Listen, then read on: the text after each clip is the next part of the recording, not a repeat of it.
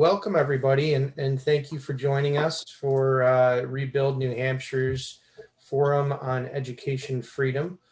I wanted to, my name is Andrew Manus. For anyone who doesn't know me, I'm the chairman of Rebuild New Hampshire.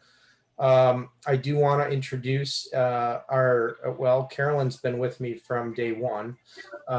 She's been our webmaster all along, and basically my other half when it comes to putting everything together. So much thanks to her for being the power behind the scenes, if you will. We've decided to bring her face to the forefront and make her the grassroots coordinator. So now everybody knows she exists and that she's been with us all along. Pulled me out of the basement. Right, there you go. So Carolyn is going to run everything tonight. I just wanted to say hi. I'll be here watching and learning myself. So I look forward to hearing what you guys have brought to the table tonight.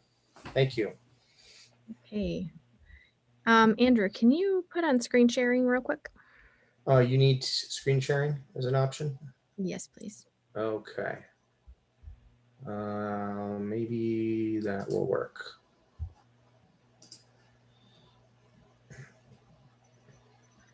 That will work.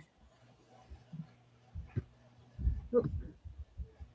Can everybody see my screen? Yes.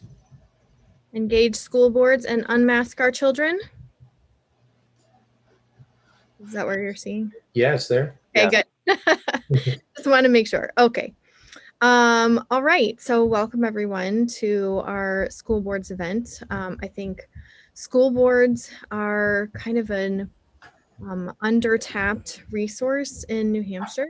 They actually hold a lot of power and a lot of people don't realize it, but we have come to realize it because of how they are lording over and traumatizing our kids. So I think a lot more parents are awake now than they were a year ago. And I hope that after this webinar, you'll all be have a better understanding of school board operations in New Hampshire and how you can effectively lobby and organize in your town to get stuff done, because it doesn't take, it takes focused effort of just a handful of people to really make some change. And I know you guys can all do it in your towns. So let's get started. We're going to start with Representative Jim Copalt. He is one of our star freshmen. He's a ReopenNH endorsed representative from Wilton. He is also involved in an organization called the 603 Alliance that helps to train constitutional candidates for office. And he is a member of his local school board as well. So please welcome Jim. Thank you, Carolyn. So, yeah, so I want to start just, I guess the purpose of this first part is to just kind of give an overview of how school districts and school boards work in New Hampshire. So, if you're not new to this, some of this may be familiar to you already, but I think it's quite important that you kind of start with a baseline for, how does this work? What is an SAU? What's a school district? What does Dillon's rule mean? What is an SB2 town versus, or school district versus a traditional town meeting or district meeting district? So I want to walk through a lot of that to just give you a baseline understanding. So I'm going to start by saying that each SAU may contain one or more school districts. What is an SAU? That stands for School Administrative Unit. I'm not going to get into the differences between an SAU and a district, but essentially, wherever you are, your town is part of a school district. That might be your city or town. It might be a cooperative district that consists of multiple towns. In the cases of cooperative districts, they're governed by articles of agreement between the towns that are members of that cooperative school district, and that governs the proportion of taxes paid by each town, the number of school board members from each town, and how they're elected, and things like that. School districts are political subdivisions of the state. So this is a legal definition. It's a political subdivision of the state. They are essentially given their power by state law. You will perhaps hear the term RSA. RSA stands for Revised Statutes Annotated. That basically means that is the New Hampshire Code of Law, or it's the law that was created directly by the legislature. So when you hear RSA 91A, that's referring to a law, Section 91A of the New Hampshire Code. New Hampshire is a Dillon's rule state. This is important because there are essentially two types of state government. In a home rule state, political subdivisions of the state are entitled to do pretty much whatever they want unless they're prohibited from doing it. In a Dillon's rule state, they're allowed to do only the things that the state says they can do. Some of those permissions are broadly defined, but essentially, New Hampshire being a Dillon's rule state, it means that all power, all structure, theoretically emanates from the state house. So that kind of constrains what school districts can do in terms of what they can make illegal or things like that. Generally, school districts are governed by, they are governed by elected school boards. Generally speaking, that's a school board per district. However, there are some districts that have multiple school boards for different schools or different areas within the district. That is not so common, but it does happen. The number of seats on each school board varies. It's typically going to be an odd number. I said most are 5 to 9 members. I am a member of the Wilton-Lineborough Cooperative School Board, which is 9 members, and that is a bit large. I think most are, going to be 5 or 7. I'm not sure if there are any out there that are smaller than 5. Most districts also have a separate budget committee. So the budget committee is also an elected body. They have a single responsibility, theoretically, which is to come up with a budget, and legally speaking, their responsibility is to come up with a single number, which is the bottom line budget number. What that practically means is that they're gonna work with the administration and the school board to come up with a budget that that meets the needs of the district and hopefully the taxpayers as well. Next slide, please. So I mentioned SB2 and traditional towns. So this slide pertains to both towns and school districts. So I'll probably keep giving the example of Wilton and Lineborough just because this is where I live, and it's sort of a good easy description of a traditional town. Traditional town or traditional school district holds a district meeting every year, and that district meeting makes certain decisions, including a decision about the budget. And there's a path to getting there. An SB2 town functions a little bit differently, and I think I'm going to go through the traditional path first to just give you a clear idea of how it normally works, and then we'll talk about how SB2 is different. So in a traditional town, the board and the budget committee work together. They create a budget. This typically happens, really starting September, October in earnest, and extending through January or so. In January or February, they are also creating what are called warrant articles. The warrant articles are kind of the bigger decisions that the board feels the voters have to vote on, or for legal reasons, the voters have to vote on. In Wilton and Lineborough, for example, if we're going to vote to add money to a capital reserve fund, or add full day kindergarten or some of the other things like that, those were warrant articles. So those are kind of a list of, shall we do such and such, yes or no? And there's a vote on whether or not to pass that warrant article. In my district, there are typically 5, 6, 7 of those warrant articles, one of which is the budget. During a year when there is a collective bargaining agreement with one of the unions, there will also be a separate warrant article to cover the collective bargaining agreement, yes or no. There is also a provision that allows citizens to add petition articles. So if you want to add a warrant article, the normal process is that the board drafts warrant articles and just puts that on the ballot, so to speak. But if you wanted to draft a warrant article, for example, if you wanted to draft a warrant article that there shall not be any masks required in the school, you could do that. You would need to create a petition. You would need to get a minimum number of signatures. I don't know if it differs. Honestly, I don't know if it differs from town to town. I think it's 25 where I am. But you just need to get some signatures, and once you get that many signatures and submit it by the required due date, the board is required to add it to the warrant articles that people are voting on.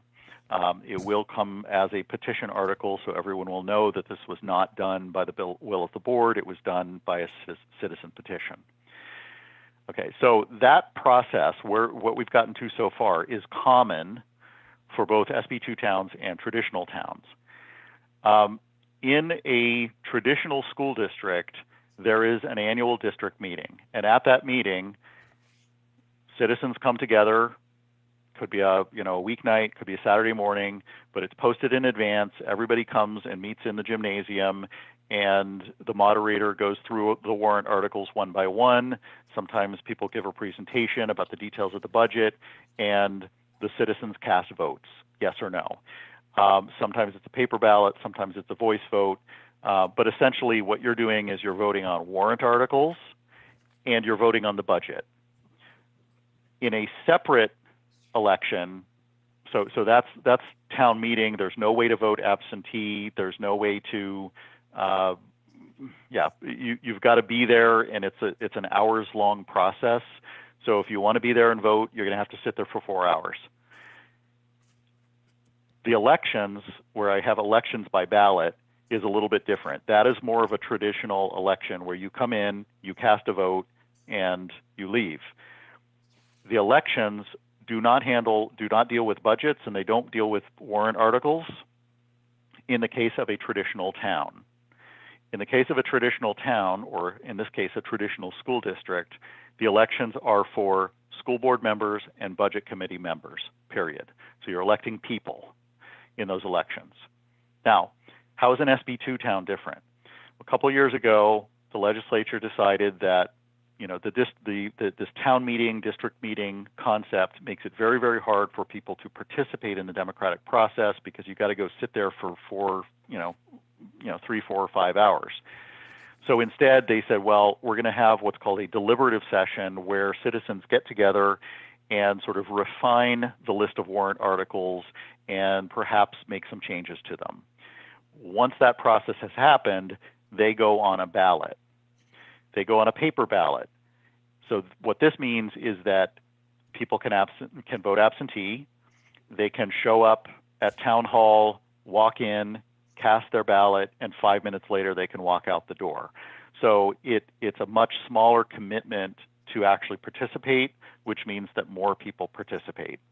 There are also some nuances to this. For example, if you have a proposed budget that has come to that process and people vote it down on a paper ballot, what do you do? Well, there's a process called a default budget, and I'm not going to get into that because it's kind of a lengthy process. But essentially, you need to know, do I live in a town that has a tradition, or a school district where there is a traditional town meeting approach to the district governance, or is it an SB2 process? Okay, and that will dictate that will dictate how a lot of the important decisions are made in terms of what the budget is, whether collective bargaining agreements get approved, and which warrant articles get passed. Let's go to the next slide. So school board elections happen in March. They're part of that process I just outlined. They were the little brown box at the bottom that says elections. It's important to know that school board elections are often uncontested. It depends on the town, and it depends on the year, and it depends on whether there are sort of hot issues that have been, bubbling up in the community, but they are often uncontested. So it's not uncommon that the filing date, which is, I think, in January or February, you have to check your website, but the filing date comes and goes, and lo and behold, we don't have enough people filing for office to actually fill all the seats. And in that case, you can run as a write-in. It's not uncommon for people to win as a write-in candidate, but it's much better if you don't have to jump through those hoops, get on the ballot. So elections happen in March. Terms are usually rolling, so you're not electing your entire board in any given year. What you're doing is, in most cases, you're electing a third of the board every year, and it's a 3-year term. So in some cooperative districts, there are also seats allocated by town. So in the Wilton-Lineborough Cooperative District, some seats are allocated to Lineborough, some to Wilton, and there is one that is a Lineborough seat that's elected by both towns. The time commitment is pretty high for school board. It's lower for budget committee, but for school board, I can tell you that our meetings, which happen twice a month, can be 4, 5, 6 hours long. We'd like to get that to be shorter, but it just happens that very, very often those are long meetings. There are also times when you have to come in for extraordinary meetings. We're in the process of hiring a superintendent. We've got subcommittees working on superintendent stuff, subcommittees working on facilities. So if you want to be on a school board, it's an important, valuable way to make a contribution, but there is a big time commitment involved. These next 2 points are important. The board has a single employee, and that employee is the superintendent. The board works for the people. The board does not report to the superintendent. The board is not there to rubber stamp the superintendent's recommendations and decisions. The board is there to be the boss. If you don't get what you want from your school board, you should start thinking now about how you can begin to replace them. That really is the strategy here if you want to get things under control. Let's go to the next slide. School board meetings are mostly public. There are some exceptions. For example, some personnel things, some complaints, some student-related issues may be under the law. They may be required to be non-public sessions. But mostly they're public sessions. The emergency orders also created some flexibility around how public meetings are conducted. But essentially, the public has a right to advance notice. The public has a right to participate. The public has a right to record meetings if they want to. Some things that you wouldn't think of as a meeting might constitute a meeting and are therefore illegal. So if the board members all start an email discussion and begin to make some decisions or begin to deliberate, if there's a quorum of a quorum of school board members on the discussion thread, that's considered a meeting. It's considered a deliberative discussion, and it is an illegal meeting because the public does not have access to it. The public cannot see it and participate in it. Most school boards, it's not required, but most school boards do designate a period for public comment, sometimes at the beginning, sometimes at the end, sometimes both. One of the things that is important is that you realize public comment does not necessarily mean public discussion. Sometimes people will get up, they'll make their statement, and they'll kind of look for a response from the board. sometimes that happens, sometimes it doesn't, but school board meetings for the most part are a discussion and deliberation among school board members and staff. And yeah, I mean, I guess I would just say don't be discouraged if you don't hear a response. It's just how things usually function in these board meetings.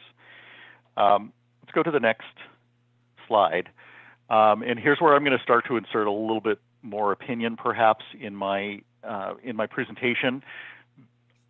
There is, I believe, a predominant philosophy on school boards that we are here to support, I'll paraphrase that, rubber stamp, whatever it is that the administration is proposing within, maybe within some parameters. In reality, the superintendent reports to the board. The board is ultimately responsible. The board is the boss.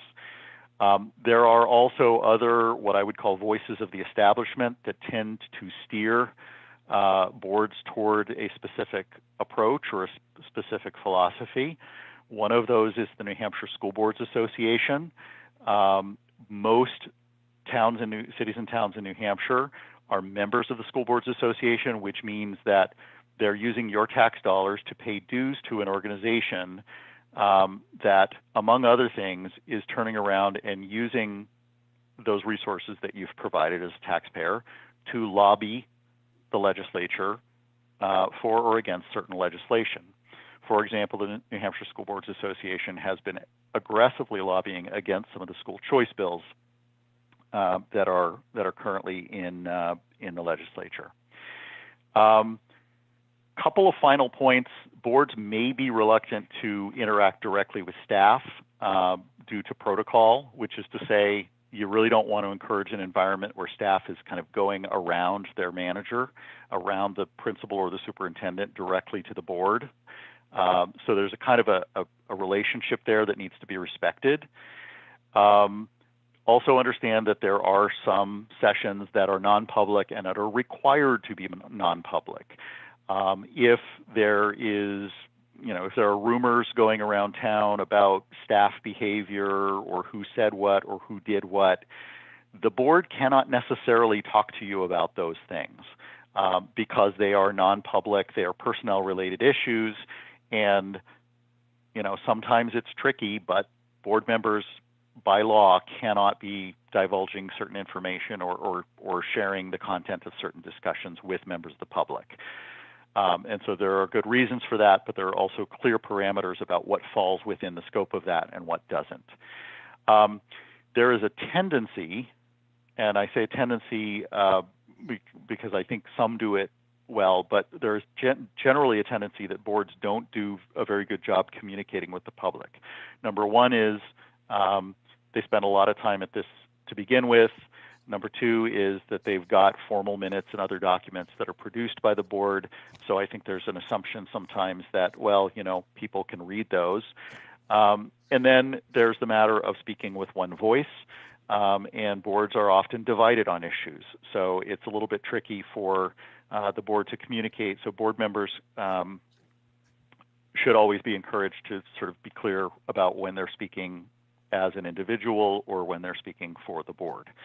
So I hope that gives you kind of a good background of, how school boards are elected, what the process is they go through for making decisions, and some of the dynamics around, hearing from school boards or communicating with school boards. The last slide, I just want to mention two organizations that you can turn to for help if you are an elected official, a member of school board or budget committee, or if you are considering running for either of those. First is the School District Governance Association of New Hampshire.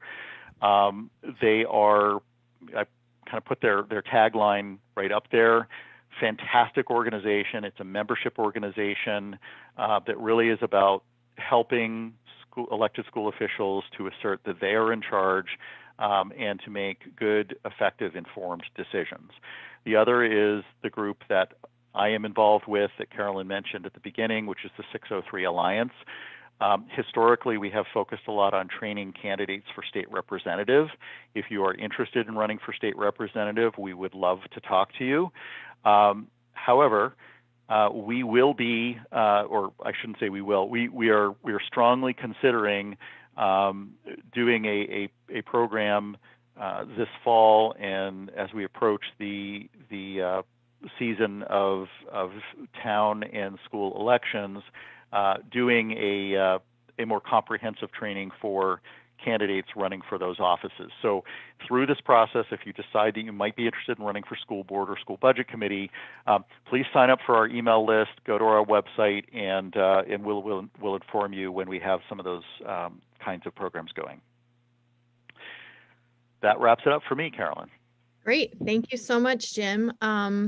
We're going to do a Q&A at the end. So we're going to roll right into Anne Marie, and then everybody can ask questions when everybody's finished. So next up is Anne Marie Banfield. She has decades of experience as an education activist here in New Hampshire. She, for many years, was the education liaison for Cornerstone Action. And now she just makes trouble for everybody all on her own. So welcome, Anne Marie. Okay, thanks. Just making sure you can hear me okay? Yes. Okay. All right, great. So I'm going to kind of talk to you about how to impact your school board and try to be a positive force. And sometimes even when you're positive, to them, maybe it comes off as negative. But these are the people representing you. Take a look at your property taxes and look at, most of it goes towards your school. And yet most people have never engaged their school board members before. Most people can't name their school board members. I'm going to probably guess that a lot of you, since you're very active, know who they are and have at least engaged them maybe in the past. But if you haven't, please consider that and continue to engage them. This should be an ongoing discussion all the time. Take your concerns to the school board, email them, call them, go to a public meeting. As Carolyn mentioned, school board members hold significant power over our public schools, and the courts have been consistent on upholding their authority to control the hiring, firing, in addition to the content taught in the classroom. So if you don't like what's being taught in the classroom, make sure that you're going to the school board. I think people tend to talk to the teacher, maybe the principal, and they tend to stop there. And I always tell the parents, everything that you have an issue with should go to your school board. I think Jim brought up earlier that in terms of what they will discuss publicly at a school board meeting, in terms of, you can't go there and complain about a specific teacher. You can't go there and complain about a specific student, those kind of things. That has to be taken to non-public session. But you can email them, you can tell them, hey, this is what's going on in the classroom, I wanted you to know, and things like that. So keep them informed about what is going on in the classroom. If it's important enough, I wouldn't bother them with minutia, little things, because when you come to them, you want to make sure that you have their ear. And if you're coming there with little teeny tiny things that aren't really that important, then, when it is something important, it might not hold their attention the way you would like it to. Unfortunately, many elected board members do not understand that they have this kind of power, or they delegate it to administrators. So that's something you need to be aware of when you go to elect school board members. Is this something that they understand? I think Jim even mentioned that sometimes they almost hand over their power to the superintendent, and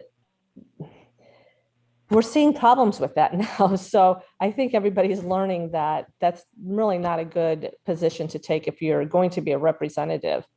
It is true that they hire the superintendent to run the school, but that does not mean that they should be following without question. In fact, school board members, like elected representatives, should be questioning and holding school administrators accountable for their governance. This is why it's critical to elect effective board members, individuals who represent the parents and taxpayers in their community. It is then up to parents and taxpayers to make sure those board members are good representatives as they serve on the school board. So there are ways that residents can effectively lobby their board members in a positive way. First of all, again, know who is serving on your school board. Begin a dialogue with them. Ask questions of candidates running for school board. If you don't have a good list, I have a list. It's actually on Gerard at Large. I don't know if we put that on one of the slides, but if not, you can easily find it. It's if you just Google questions school board candidates Gerard at Large, you'll find it. And it's a whole list of good questions. They could even be asked of superintendents that are coming into the school. Some of those questions can be applied to them. So if you have a school board member that you know really well and you're looking to hire a superintendent like Jim's in the middle of doing right now, take a look at these questions and ask the superintendent, some candidates, some of these questions. Anne Marie, I will be Adding giving out some information to the participants after this, and I'll include that a PDF of those questions. Great. If you know a good person who would do well on the board, ask them to run. If you have ever thought about running, give it a try. Keep in mind, there are times when someone must run a few times to get elected. Be patient. I've known people who have run 1-2 times, didn't get elected, and because they're so persistent, they get elected the third time. And then once they're on that board, people seem to just want to keep reelecting those people. So, maybe they don't know them that well, just don't give up. And I can tell you that if there was ever a time where we now see how important local positions, elected positions are, I think we're seeing it right now, especially with the election, especially with locally elected people, in Wyndham, we are seeing how important it is to make sure we are putting the right people in place.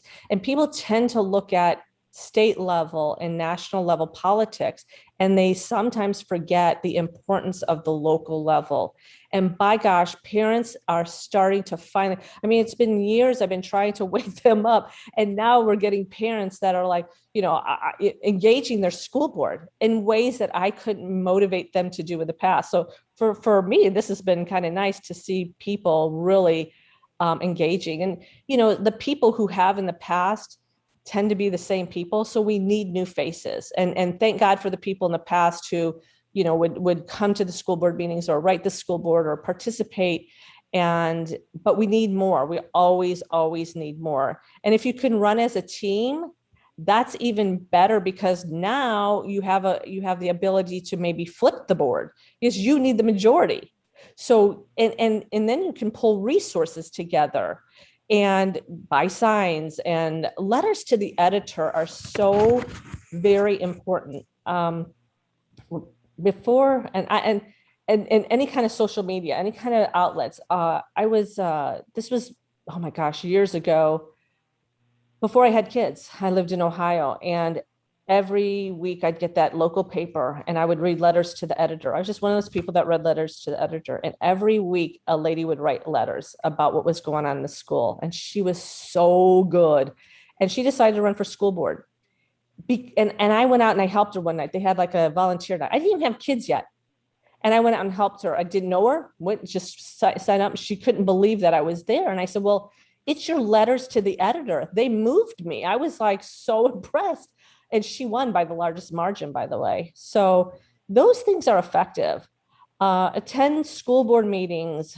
Zoom makes it really easy. I'd still like them in person, but come on, watch them on TV if you can't make it. Look at the agendas every week or 2 weeks when they meet. Look what's on the agenda.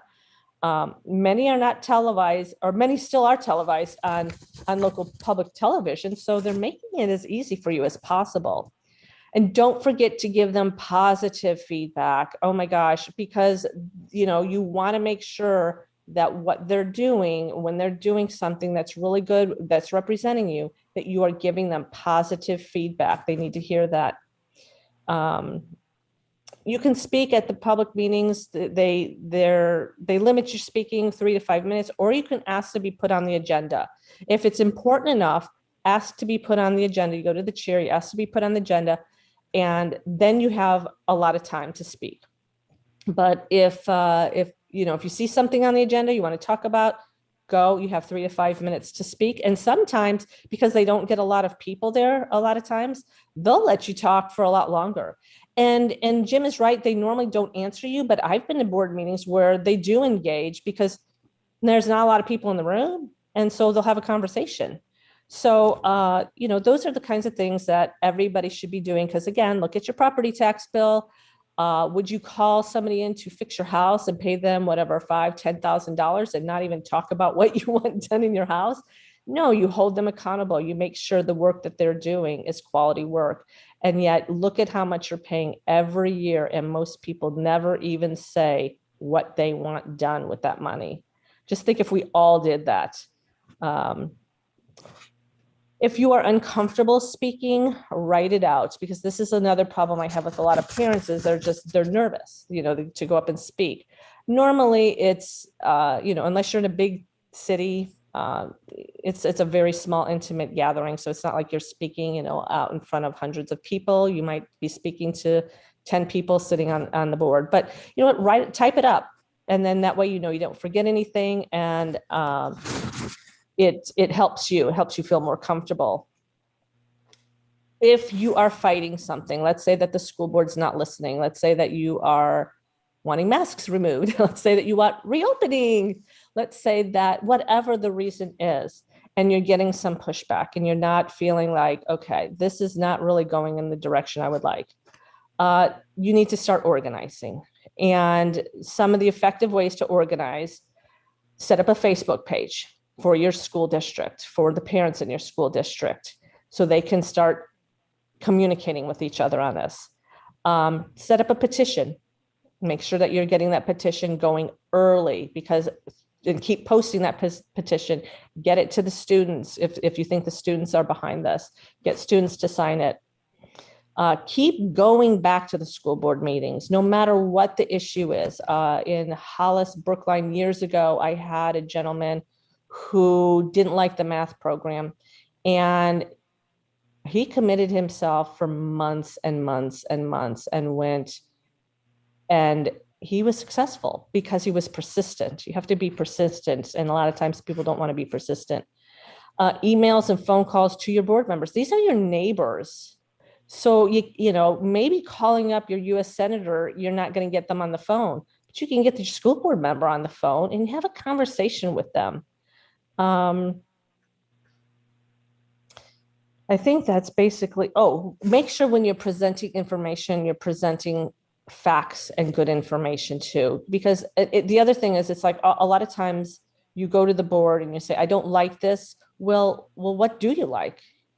How about offering something that they can look at and compare and see that there's an alternative? And if you're talking about masks, if you're talking about reopening, clearly the science matters. So you need to be bringing them facts and information wherever you can find it.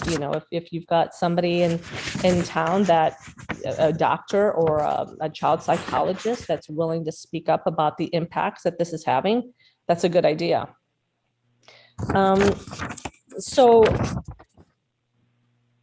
this is something we should be doing long-term also. Even if you get what you want, you should still be doing this long-term. I'm going to give you an example of what happened one time in Bedford when I lived in Bedford. And I was watching a school board meeting on TV, as I always did. And I caught the 8th grade social studies coordinator. I shouldn't say caught, I was watching it. And she mentioned to the board, because she was presenting to the board, that she was teaching the children that the US Constitution was a living document. So needless to say, I about jumped up out of my seat and almost had a heart attack, but I wasn't at the board, so I couldn't speak in public comments. But what I did was I emailed the superintendent and I got clarification. And I said, can you please explain what she meant by that statement, the US Constitution is a living document? And he emailed me back and he said, well, through the amendment process. And I said, well, and so I responded to him and the full school board, by the way. And I said, well, that's not true, because the term living document, as defined by Justice Scalia, means judicial activism. And it was around 1900 that Judge Benjamin Cardozo left the court to teach law and taught many of the Supreme Court justices of the 20th century. He taught them the term living constitution to specifically mean his students should not be restricted by the mechanical, which is his term, constitution, but be free to use the courts to change the meaning of the Constitution in accordance with their private agendas. Now, think about that. Think about how this information is constantly fed to these kids, bad information, and then they graduate and they believe this, so what they're taught. But if you're not paying attention what's going on in the schools, you may never know something like that. So I went on to offer more information, since it appeared as if the superintendent and school board members and social studies coordinator weren't familiar with these historical facts. So I didn't just criticize them. I didn't just attack them. I gave them the historical content. So much so that when you present factual information, they can't come back and say, well, you're wrong. This is historical factual information that they were leaving out and that they were getting wrong. So it's important, again, to make sure that when you're presenting, that's the way that you approach it. You have to use logic and reason. There's a lot of people out there right now that use emotions and they don't use logic and reason. And I'm not saying emotions aren't important. Sometimes moms go before the school board and they're in tears. And that's okay too. That's all right. But if you're going to speak about something like that, you have to be factual. You have to have information, and you have to have good information. Anne Marie, what was the outcome of that? So the outcome actually was, I believe that social studies coordinator was gone within a very short matter of time. And I do believe that they corrected that information. And it wasn't, I didn't go there to remove the person. I went there to correct it. What happened after that was not my doing. But I was told shortly after that coordinator left. And I don't know if that was the reason. I have no idea, but I was told that the coordinator did leave, and that, that the corrections would be made. So I don't know, I'm not in the classroom. I don't know, but, it's the only way you can impact it, the way you want to impact it. And I did what I could do.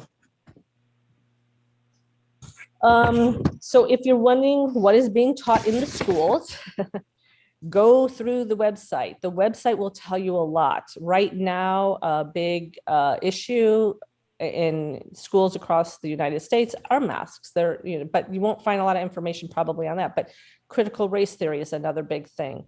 Go through the website. If you don't know what you're looking for, or if you can't find what you're looking for, file a right to know request. Ask for documentation. Because if you're asking questions, a lot of times they won't answer the questions. And I'm not opposed to saying, ask questions, because when they don't answer it, that's another thing that you reveal to the public. The school is refusing to answer this question, but they're only obligated to provide you with documentation. So if they don't, and some of them will answer the questions. I have filed right to know requests in many school districts around this state, asking for information. I'm in the process right now of asking for information from the Manchester School District on a implicit biased test that they gave their students in a high school class. And this information was provided to me by a parent. And when I filed the right to know request, the information I got back was that they were not able to find any of this information. Well, then I said, well, then you need to look at this class and you need to look for this test. And lo and behold, oh yeah, I guess our teacher did send this information out. You got to keep digging, because sometimes teachers will do things and the administrators don't always know. But even if you don't get the information, you now have a paper document. You now have a document that says, well, we're not doing any of this, or we're doing it this way. And let's say you find out a month later, things are actually different. Well, now you have a paper trail and you can say, wait a second, here's what you told me in my right to know request. and get that information and gather it up and share it with other residents to see if they will back you if you have any issues that you want to address with them. There are laws governing school board meetings, but you do have free speech rights to speak and offer critical review what is going on in the classroom. So sometime we had an incident in Guilford years ago where we had a parent go and address the school board, and it was over a book that was assigned to his daughter, and there was terrible things in it. And he addressed the school board, and he sat down, and after they cut him off for so many minutes, and they had a police officer that was there because I think they knew that he was coming. And he stood up and he started to talk to them again. And the school board pointed to the police officer that came and they arrested him. Well, he's an attorney. So needless to say that the charges were dropped immediately. You have free speech rights. You can speak. Now, will they limit your time? Yes. And the courts have ruled that they will limit your time. But you can speak about critical issues. If you are finding problems in the school, you can bring that to the attention at a school board meeting. And I did have, when I was in Hampton, I did have the school board try to shut me down. And first question I asked them, I said, are you going to prevent me my free speech rights? And the attorney was sitting there. And at that moment, I stopped speaking and I sat down, and later I spoke some more. But you have to challenge them sometimes. You have to challenge them if they're going to try to limit what you're going to say. So there's a fine line. Again, you don't want to bring your complaints about your teacher. That's non-public, but doesn't mean you can't be critical of what's going on in the school, what's going on with the administration, things like that. I think I'm just about ready to finish. Yeah, I'm just about done. Can you tell about the parent that read aloud at the meeting? Which one? The parent that read their student's reading assignment. Oh, okay. All right. Yeah. So this is a great way to attack this problem. So often children are assigned books with inappropriate material, pornographic, bordering on pornographic, if not pornographic, the way it's explained in these books. And this is going to children. This is going to students. One thing to consider, because I watched this, is the number of teachers who are arrested in this state for inappropriate or sexual assault against children. So when I see a teacher assign something like that to a child, and I've heard other parents say the same thing, they're very concerned about where is this teacher coming from? Why would they assign girls and boys this kind of material? It's absolutely astounding that a teacher would do that, because it sure makes you wonder about that teacher. Well, years ago, what we did is at one school board meeting, I asked the parent, I said, well, why don't you take it to the school board and read it out loud? Just read it out loud at the school board meeting. And we've been doing that. We've done that. We did that in Bedford too, where we just read it out loud. And it's horrifying for the school board members to hear this, but it's very effective, very effective. We tend to tell the people that, look, if it's going to be televised, put up a warning, just tell people who's ever watching, this is not for kids. When you're going to say it, but I want you to know, who's ever watching in this town, this is what they're assigning to our kids. And this is very disturbing. And read it out loud. It gets a lot of attention. If you can have other people in town, adults clearly, attend that school board meeting, that's even better. We had at the Litchfield school board meeting one time years ago, I had a van full of elderly ladies come. And it was quite shocking. And I told them, kind of prepared them, but I didn't really prepare them, because I wanted an actual reaction from them as they were sitting in the audience listening to this parent. And so those are the kinds of things, those are the kinds of tools to use, and they're very effective. There's a video floating around right now of moms who did this in a school district. And I can't remember where it was at now. I don't know, Carolyn, if you've seen it, but it's great. It's great. And it's sad at the same time. But if you really want to attack these problems, this is what you have to do. We do have a law that allows you to replace objectionable materials in the classroom at your expense. But in all honesty, this kind of garbage, come on, if parents want their kids reading garbage, that's up to them, but this is what you're paying for. So, just keep that in mind as something that can be very effective. Jim said, go to the annual meeting. That is huge. When I moved to Bedford 20 years ago, that place would be packed. And I know that we have, I think, some Bedford people on this Zoom meeting. And I know some of you were at those meetings. And then as the years went on, the few of us would show up and most people never showed up. So you're allowing such a small fraction of people to really make big decisions for you on your property taxes, because mainly the budget has to do with property taxes. So please go to those meetings. I am here to help anyone. Finally, this is the last point I wanted to make. I'm here to help anyone. I am an activist. I'm a parental rights activist in this state. I fight for academic excellence in public schools and private schools, home education, although I normally don't have to address that too much because they do a pretty good job. But I am here for anybody running for school board. I have a call set up Friday night for somebody who is recently appointed to the school board in the state. And I never met her, but somebody gave her my name. We're going to have a call together. We're going to go through a bunch of things. I keep everything confidential. I don't share names. I might share situations, but I'm very, very careful not to reveal identities because you're serving on the school board. You may be, same with teachers. If you know any teachers that need help, I consult with teachers too. Not a lot of them, but some of them in some towns. And I'm happy to talk to anybody and help them in any way possible that I can be. Sometimes I have to, if it's like something specialized that I don't do, I know other people and I'll send them their way. Hey, I can't handle this situation, but I know people that can. So please contact me. That's it. Okay. Thank you, Anne Marie.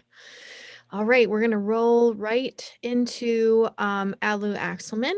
He's going to give us a few minutes. So one of the things that Anne Marie said is that we need to be bringing good information, good factual information to the table when we are communicating with the school board. And what's on a lot of people's minds is unmasking their children. And so Alu is going to talk to us about some of the data and information that you can use to bring to your school board to pressure them to remove the mask. So a lot of this, we're also compiling a PDF of some information that we can circulate to our activists, and I'll make sure to send that when it's finished to all the participants, and we'll probably be posting it on our Telegram group. If you're not already on following our Telegram channel, please do so at t.me/reopennh. So take it away, Alu. All right. Thank you so much, Carolyn. And thank you, Andrew, for having me. It's great to be here with you guys.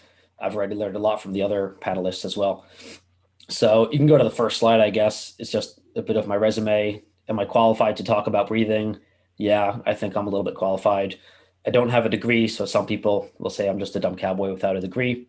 I worked in EMS for almost 10 years now, since 2011. EMT for a few years. I've been a paramedic since 2014. Specialty care and PIF, then critical care and flight, so helicopter and airplane certified paramedic as well. I've been a field training officer and EMS instructor in various places. I've been using ventilators. Back in New York, I used ventilators a lot. Here in New Hampshire, it's a little more rare. We use IV pumps and a lot of other devices with our own and other teams from ICUs in various hospitals. Worked 911 and transport in New York City, Long Island, Westchester County and a few other areas as well. Also, speaking of the mask issue and breathing and putting on a mask while exercising and walking and while running track and lifting, I have some experience with that. I'm a NASM certified personal trainer and been in fitness for 5, 10, 20 years informally and play football. And I'm a boxer as well, and kickboxer and grappler and power lifter. I also obviously write for LibertyBlock.com. I'm the owner and editor-in-chief of LibertyBlock.com. It's a pro-freedom website, mostly based in New Hampshire. I also wrote a book a few months ago about corona fascism, and I did a lot of research for the book, and a lot of the research here will be from what I discovered in writing my book as well. So you can go to the next slide, thanks. When I first heard about the masks, especially for children, I was blown away. And now that we have data over the past few months or the past year, we have data showing that it's not the most contagious virus in the universe. It's not the most deadly virus in the universe.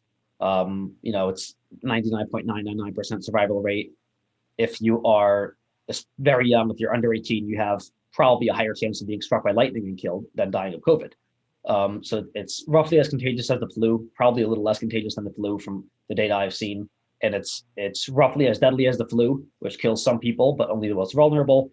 But the biggest difference I found between the flu and COVID, in my experience and looking at all the data, is that the flu kind of is indiscriminate in who it does affect severely and who it kills. Those who are immunocompromised or very old, the flu does affect them very severely and make them very ill or kill them. COVID actually spares children. And I'm sure you've all seen the coronavirus numbers with children. It's protective of children. It's essentially no kids unless they are extremely immunocompromised. Kids aren't really affected. Yeah, you can go to that slide. So in compiling a lot of the data about children and the deaths overall, I found that according to various estimates, between 100 and 250 children under 21 have died of COVID in the past year and a half since the beginning of the pandemic. About 100 to 250, depending on the source. I made this chart when I saw the American Academy of Pediatrics, I think the AAP source. That was for the majority of 2020, so it's pretty decent. But then I saw another source around 250, just for full disclosure. But still, the top 10 killers kill more than COVID as far as children. And depending on the state, that's kids under 18 or under 21, depending on the state. And this is from all 50 states in the US. So if we're going to flip the world upside down and put masks on our kids and destroy the world economy and end human freedom as we know it for something that the maximum potential benefit is saving 100 to 250 kids per year, then we should do the same for fires and burns, which kills 340 kids per year. So we should do the same thing for fires, burns, heart disease, congenital anomalies, drug overdose and poisoning, drowning. Nobody talks about it, but drowning kills 1,000 kids per year. So at the highest, even with all their inflated numbers, which could be inflated by 1,000-fold, around 100 to 250 kids have died of COVID in total. But if 1,000 are dying every year from drowning, and we're going to make every single kid assume that they have it and their friends have it, why not protect every kid proactively, preemptively protect them and make them wear those water wings, inflatable water wings and tubes and flotation devices, and maybe make all pools illegal, ban all water. We should do these things to protect them, to save, because the maximum benefit is 1,000. So you have to look at maximum benefit and maximum cost or risk. Before every policy is put into place, if it's personal or school board or a national government policy, one would think that the most reasonable, simple thing to do is look at the likely cost and benefit, or the maximum cost and maximum benefit. Here, the maximum benefit is 100 or 200 lives saved, and the maximum cost is, as we're going to see throughout the presentation, thousands of kids committing suicide. So we can go ahead to the next slide. Yeah, I just put here, I mentioned in the book briefly that Sweden and some other places never closed down schools. No children died of COVID, according to the studies. Even the teachers were not negatively affected any worse than the other places that did shut down. And then I wrote down here this slide the other day, in my medical opinion of the last 10 years of dealing with thousands and thousands of patients with difficulty breathing, so I have some expertise in literally the breathing, and I understand oxygen going in and CO2 going out. It boggles my mind. I cannot understand how any precautions were taken any mask mandates, especially for kids, where their risk of dying from COVID, as we saw in the last slide, is not even a factor of 100, I think, of dying in a motor vehicle accident. So if we are going to assume that they are definitely going to die of COVID if they don't wear a mask, we should assume that they are definitely going to die in a car accident, because I think car accidents kill 3,000 or 4,000 a year, as opposed to 200 at the highest estimates. So it boggles my mind that any school in the United States, let alone every school, was forcing kids to wear masks. But then it got even crazier when I realized that even during sports, even sports outside, like football or track, where you literally sprint, they're making kids wear masks. It's just so unbelievable. From everything I know, from doing high level fitness, I've done, running, so I've run quarter marathons, and we did tons of running in football, and all the powerlifting I've done, and the boxing and MMA for years and years. It's hard enough to breathe. You're struggling. You're hungry for oxygen. You also have a buildup of carbon dioxide. You need to exhale. The reason that we all breathe so hard and we purse our lips and create auto peep, and we have all the pressure, and our nostrils flare, and we purse our lips, is to create pressure to maximize oxygenation and maximize the elimination of carbon dioxide. When you have a mask that blocks at least some significant amount, I'm not going to lie and say I've done studies, I have not, but it's some significant amount. I don't know if it's 5% or 10% or 70%, but a significant amount of oxygen from coming in and carbon dioxide from being eliminated. The reason you get sore in working out, generally speaking, is because you're not eliminating enough carbon dioxide, because your muscles are working. And when you sprint, this is most evident. And that's why when the coach was fired for not forcing his track athletes in high school to wear masks while sprinting outside while alone and not near anyone else, was one of the most ridiculous things I've ever witnessed in my life. So people get sore, their muscles get sore from lactic acid buildup. Acid is ultimately converted into carbonic acid, eventually CO2, which is eliminated in a gaseous form. When you don't let them eliminate the CO2, and when you're sprinting, building up tremendous amounts of CO2, your body needs to eliminate it. When you block that from being eliminated, and you're blocking oxygen from coming in, which obviously your muscles, when you're sprinting, which is the highest intensity of activity, you need the most oxygen. You're preventing both of those things from happening. It's really, really bad for performance. You can't really train well. It would not be approved for training by any actual doctor or personal trainer or any kind of trainer in any high level of sports, because we just don't know the risks of it. Will you build up more red blood cells, which is good, or better cardio? Maybe. Will it also cause a dangerous buildup of carbon dioxide, which is converted to acid in the body, and now you're acidotic, and now you pass out and die? I was thinking the other day, I'm waiting for the lawsuits of someone who passes out from high CO2 and or from low oxygen, and they pass out while sprinting. And if you pass out while running, you bump your head, and they can easily get a bleed and then have a head bleed and go to the ICU and maybe die. And they're going to sue the school board, the town council, the state governor, so Dictator Sununu. They can sue Fauci and the CDC for all the recommendations that caused this policy to be in place. So yeah, we can go on to the next slide and see what else we have here. Thanks. Yeah, another thing that I found very few people were talking about was the flip side, which is maybe you want kids to be exposed to pathogens. And I certainly don't know, because I'm not an immunologist, but few people know the exact balance of whether to expose kids to more pathogens or to expose them to less pathogens, keep their environment clean and sanitize them more. But everyone in medicine, and this is one of the few things that is a real consensus, every doctor in the universe, I think, agrees that there should be some balance between letting kids and all people be exposed to some pathogens. And again, everyone learns this in medicine, and most people know this. We have millions and millions and billions of bacteria, viruses, and maybe fungi and protozoa, all four kinds of pathogens on our bodies, in our bodies, right? We have bacteria in our gut. So we have tons of pathogens, and some of them can get us sick. 1 in a million get past our immune defenses. We have a lot of defense systems, and it gets us sick. But we have all of these bacteria and viruses on our bodies and in our bodies. We have like 85 million viruses on our face at any given time, right? And bacteria. And that it is what it is. So if we stop when we're sanitizing our kids, like the last year and a half, drowning kids in sanitizer and not letting them go outside or be exposed to any pathogen, putting a mask on them, which either it's ineffective and it doesn't matter, or it is effective and it's blocking all pathogens, we're hurting their immune systems. Much like muscle, if you don't use it at all, you will lose it. So if you don't make your immune system do any work for a year and a half, and if the masks do work, which I don't think they do work very well for blocking viruses or bacteria, but if they do work, best case scenario, you just did your children a disservice.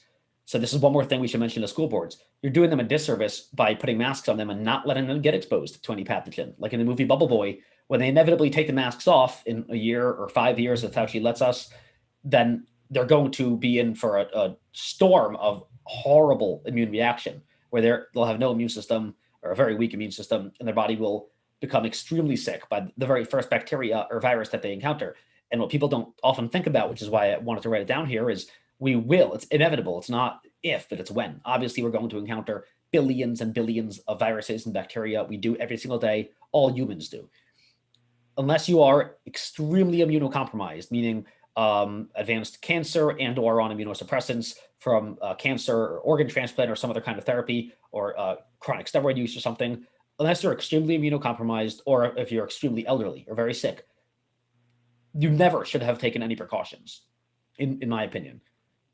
Throughout the whole virus for the last year and a half, the fact that anyone was wearing masks for this but not for the flu, when I still to this day cannot find anything that makes them very different in regards to contagiousness or lethality. And I literally worked in a COVID hospital in May. So about a year ago, during the height of the pandemic, I worked in a COVID hospital with only COVID patients, with doctors and nurses and paramedics who were working on just COVID patients. And still, other than the fact that the flu affects kids more and COVID essentially doesn't affect any kids, there's no real big difference. There's different kinds of flu viruses, influenza family and coronavirus family, different families. But as far as the danger, they both seem very similar. So the flu is kind of dangerous and COVID is kind of dangerous, but nothing to freak out and flip the world upside down for. So when you speak to your school boards or your town councils, I would mention I think it's called technically the hygiene hypothesis, which is the hypothesis of regarding hygiene and explaining that immune systems do need to encounter viruses and pathogens and build up that natural acquired immunity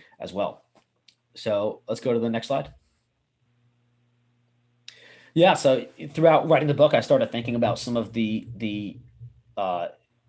things about masks, the deficits, the way that masks are detrimental, because we know, the potential benefit is that maybe it can stop some virus from coming in, which obviously we know that's not quite the case, because the virus particle of coronavirus is like 1 million times smaller than even the best masks of N95 masks in the world. So way smaller than that even. So obviously cotton masks are going to be like a flea flying through a chicken wire fence. So it's not going to do anything. But what are the harms of wearing a mask? Like I mentioned earlier, decreased oxygen intake. Again, we haven't seen studies on this. I mean, there is one study where they studied surgeons who do wear surgical masks, and they found that within, I think, a few minutes or an hour, the surgeons did have, according to the study, a significant decrease in arterial oxygen levels. So take that for what you will. So even surgical masks can decrease oxygenation. Now, that's interesting because I wouldn't have even thought. I generally would not say that masks can decrease the saturation percentage of oxygen, which is the oxygen, hemoglobin saturation of oxygen in your blood, because healthy people like all of us here who are walking and talking can generally compensate pretty well. If you have a decreased oxygen intake or if you're obstructed a little bit by a mask, your body will naturally compensate and make sure that your oxygen saturation stays in a healthy level, which is 94% to 99% hemoglobin saturation. In order to compensate, you'll breathe a little faster and deeper, and your heart rate might increase a little bit as well, from 60 to 80 or 100, in order to make the blood go around faster to deliver the oxygen and bring the CO2 back up. So we compensate pretty well. So I'm actually surprised that surgeons who are in decent enough shape to be surgeons and stand for 5 hours at a time, that their oxygen actually did decrease. As well, and possibly more dangerous, is carbon dioxide increasing because it's being retained in the body, and that leads to acidosis. And your body is extremely delicate. It has to be at exactly 7.40 of a pH.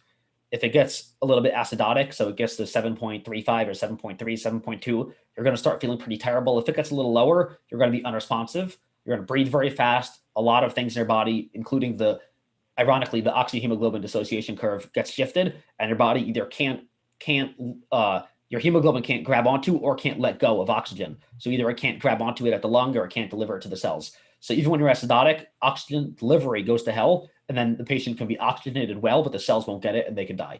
Or you can just die from acidosis.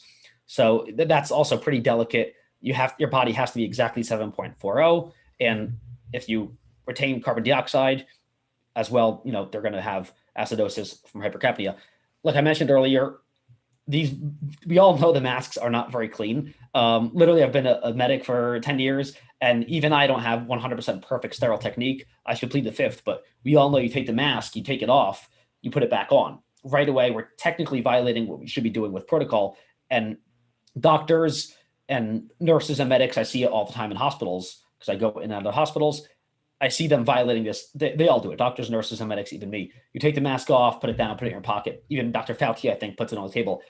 With this mask, it's supposed to be worn once, ideally. Like surgeons take one mask. It's not sterile. It's technically called clean, which is not quite sterile, but it's pretty clean. In a surgical room, operating room, it's probably sterile. But for most people, a surgical mask is clean. You put it on once, you take it off, it goes to a garbage, generally a red hazard material garbage, and then you take a new one. But now we're using the same mask for who knows how many months at a time, or even just for your shift. You put it down, it picks up in an ER, in an ambulance, it picks up thousands of bacteria and viruses.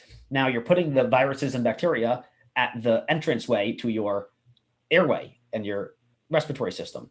And now you take a deep breath because you have a mask on and you are struggling to breathe. So you got to take deeper breaths and you take a huge inhalation, and that virus or bacteria from the mask goes right down to the bottom of your lung. And once it reaches your alveoli, which is the terminal part of your bronchial of your lung, maybe like guaranteed pneumonia. I don't know if it's 100%, but that's a pretty good bet to get pneumonia if you want pneumonia, bacterial or viral. Take the virus or bacteria particle, put it on a mask right at the entrance way to your mouth, and then take a deep breath. It'll go to your alveoli, and you probably have a good chance of getting pneumonia. So that's literally, this could increase. The masks, again, we need to see a study on this. I can't confirm or deny, but the pneumonia could be increasing from mask use as well, especially in kids who are probably even dirtier than the doctors and the paramedics, which is scary. So number 4 is decreased socialization and affection. Obviously, tell anyone, I don't know about everyone else, but tell me to go a year and a half without any hugs, any being near any other human beings. That, can't be good, especially for kids. If they're 3, 5, 10 years old and they have no human contact, yelling at them to stay 6 feet away and no human contact, even in schools or even at home for a year and a half or almost 2 years now, that I guarantee we're going to see increased anxiety. Don't take my word for it. The director of the CDC, Dr. Robert Redfield, said we're seeing more overdoses, and I think he said anxiety and depression, than we are like deaths from overdose from people and from suicide, than we're seeing deaths from COVID with kids, and it makes sense. And we can have therapists on here to talk about how it increases anxiety and PTSD as well. The anxiety we've seen blow up and the suicides, I've had many patients, including pediatrics, who have attempted suicide or been committed to a mental institution for depression, anxiety, and the PTSD we're going to see from this, from people being totally convinced that they're going to die. I've heard stories from friends where their kids, because they're conditioned and they're 5 years old, all they ever hear is that if they take the mask down below their nose for a second, they're going to die. 100% confirmed they will die. Even doctors trying to examine a pediatric patient, a doctor will ask them to lower the mask and they'll refuse, and they'll start crying if the doctor pulls the mask down, because they've been conditioned for the past year and a half to believe that if the mask is ever taken down in front of another person, they will die 100% guaranteed, even though it's probably 1 in around 1 billion chance, in my opinion, based on my medical experience and the data I've seen. Also, a few more minor stuff. Increased acne we've seen. They call it maskne, the mask causing acne. It's common sense. When you have something covering your face, you have increase of oil buildup, the sebaceous glands and all that, and more sweat and oil, and that is what causes acne. So now you have this 14-year-old girl who's depressed and no affection, and school's shut and open and closed and remote, and then back to being shut, and they can't see another human. To make matters worse, you give her acne. That'll make a 14-year-old girl really not depressed. Yeah, so perfect. The next thing I've noticed is when I'm at work personally, this affects kids a little bit in schools, but it affects me when I'm driving an ambulance or trying to treat a patient, when my glasses are totally fogged up from the mask and you can't see a patient, and you stick an IV randomly and you can't see them, and you can't drive and you can't see the road. That's also really, really bad. It sounds weird, but you do have to see the road when you drive. I've been driving ambulances for 10 years, and you do need to see the road. So there's no way around it. And if you're wearing masks, and we're supposed to wear a mask while in the ambulance, even driving, because there's a patient in the back, and you have to decide, do you want to violate protocol or drive blindly? So there's no good option there too. But what about the kids who have glasses and they're wearing masks while sprinting, and they have glasses here and a mask here, and they're sprinting on the track because their coach tells them they have to, and now they can't see anything. And they can, again, trip and fall and smash their face. I've had plenty of patients who fell from standing height, hit their head on the ground and have a head bleed, and they die within a few hours. With a little bit of bad luck, even a fall from height. My brother's had other patients who were punched by a 13-year-old girl and died because they got unlucky and he hit him right here and he ended up with their bleed and die. So even a fall absolutely can cause death. Let me see if I have any other slides here. Yeah, this was from some of the mental health claims we saw from children 13 to 18, overdoses, anxiety, depression, they're all skyrocketing. I had another pediatric patient, very, very young patient who tried killing themselves the other day. Again, looks like the attempt was not successful as far as the intentional overdose, but we see it so often with the kids committing themselves or being taken in by police or EMS into a ER and eventually a psych facility. It's extremely sad. Do I have any other slides? Yeah, in my book, I have part of a whole chapter is just tons of studies on the effectiveness of masks. And a lot of these studies by pretty decently reputable sources, and pretty much all of them are posted in the NCBI, in the NIH government database of all the big studies.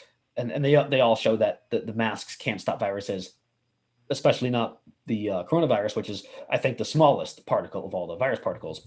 Viruses are generally very, very small. So we have tons and tons of data. I think there's only a few here. I think 6 or 7 or 8. Yeah, I had a few more studies on the masks. And again, for everything we've seen, and if you look at the states that had mask mandates and states that didn't, New York and California had mask mandates in place and they have terrible rates, and South Dakota, Texas, and Florida, the fact that not everyone in those states is totally dead proves that clearly the masks aren't really the biggest factor influencing it. Because if masks helped and being maskless caused you to die, everyone in Texas and Florida and South Dakota would be 100% dead. And I can prove to you, I've spent some time with someone who lives in Florida a few days ago. He's alive and well and doing phenomenal. I saw Christy Nome a few days ago in a virtual meeting, and she looks as good as ever, and she's alive, and everyone in South Dakota is alive, and my friends in Texas are doing great too. So they're all still alive.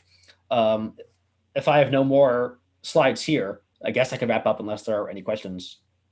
Yeah, we'll take questions at the end. I did want to mention though, I was watching a video the other day, an interview with the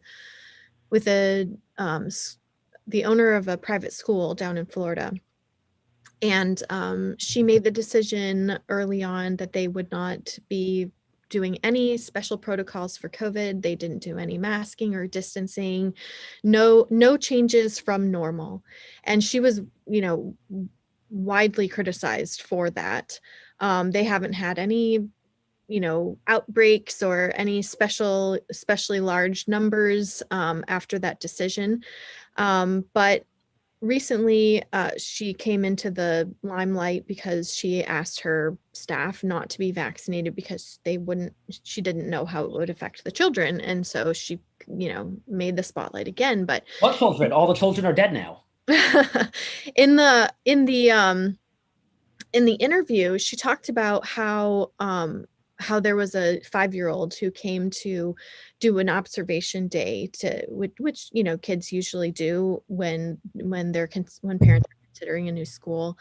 And she said that this child came in with a mask and saw the other children around unmasked, hugging and playing. And she said that the boy was so traumatized that he had a panic attack and had to go home within 30 minutes because he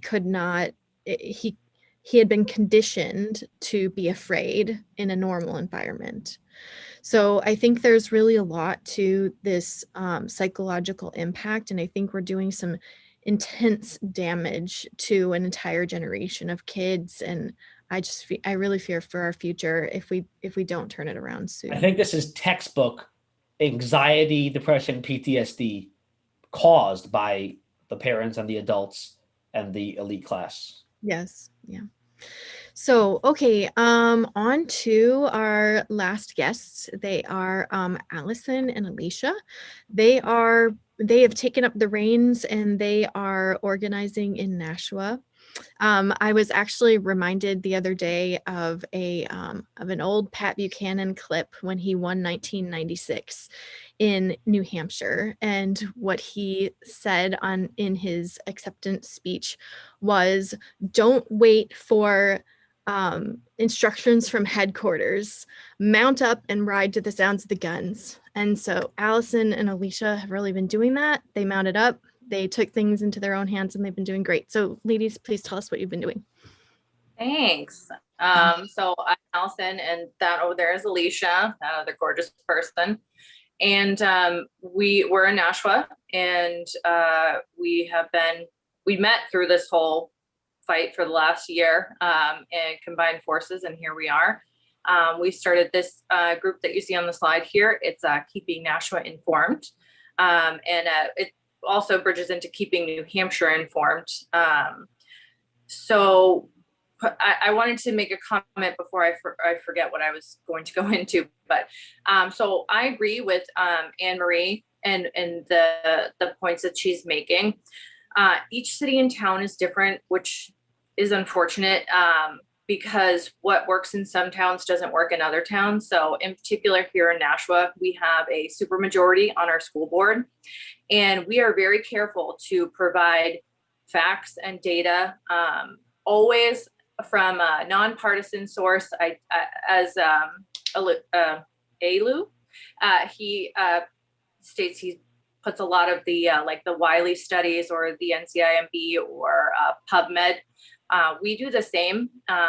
We usually only include local news reports, nothing from like a Fox News or a CNN or things like that, because we know that it will automatically get kicked back to us. So in where we are, our school board has their own facts, and it doesn't really, it unfortunately doesn't really matter what facts we provide them, but it doesn't stop us from applying constant and consistent pressure, which has been what has worked for us. We don't have the masks off the kids in school yet. The athletics, yes, that was just voted on this week. But in the classroom and in recess and to and from school, the car and all that stuff, we don't have them off yet, but we continue to apply that pressure. So what works for us is starting the Facebook page and our website, and we make all the items available to our groups from the local board meetings, alderman meetings, right up through the Senate calendar. We post all that stuff daily, weekly, and provide all the links so that people can join and be informed. We write little summaries after meetings in case people miss them so that they know. We include meeting minutes so they can review. We've also been involved with Marilyn Todd, who is our other counterpart. She is working on the voter integrity piece at the moment. So we have a reach there as well. She's a great human being. What we try to do is we always stay respectful, but we write, we call. I think both Alicia and I on our Outlook calendars have daily, okay, I got to call this person this day. I have to re-email, I have to re-forward. We do a lot of right to knows, and we're just available to the general community as much as we can be to answer these questions and help the people along in their own fight. And we keep up the pressure. We try to keep up the numbers and move people forward into, okay, I'm going to send this email. How about you send something similar with, add a piece of your own experience in it. And again, we've tried all the avenues at this point, but we haven't gotten the masks off the kids in the school yet. But I think applying the constant pressure, like for example, today we were both on the Board of Health meeting in the middle of the day for Nashua, and raising our hands, asking questions and pointing things out. And at the end of it, they do seem like they're going to remove the Nashua mask mandate, but that's not going to apply to our schools because, as the first speaker said, the Board of Education and the Board of Aldermen are separate, other than our Board of Aldermen has the bottom line on the budget. So if we keep up the pressure and keep sending the information, and again, if you keep it nonpartisan and keep it professional and try not to drone on, which sometimes is hard because we as moms are emotional creatures, and what I want to say is, please help me and please listen to me, but that doesn't really work. you can say those things, but what you really want to do is keep trying to point to the facts, even if you know that the people you're sending them to don't believe your facts.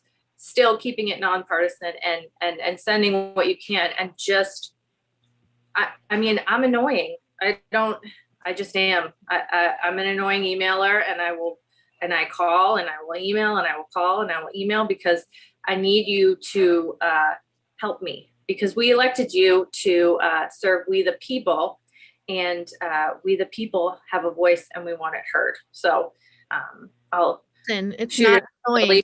Persistence. Yes, you're not annoying at all.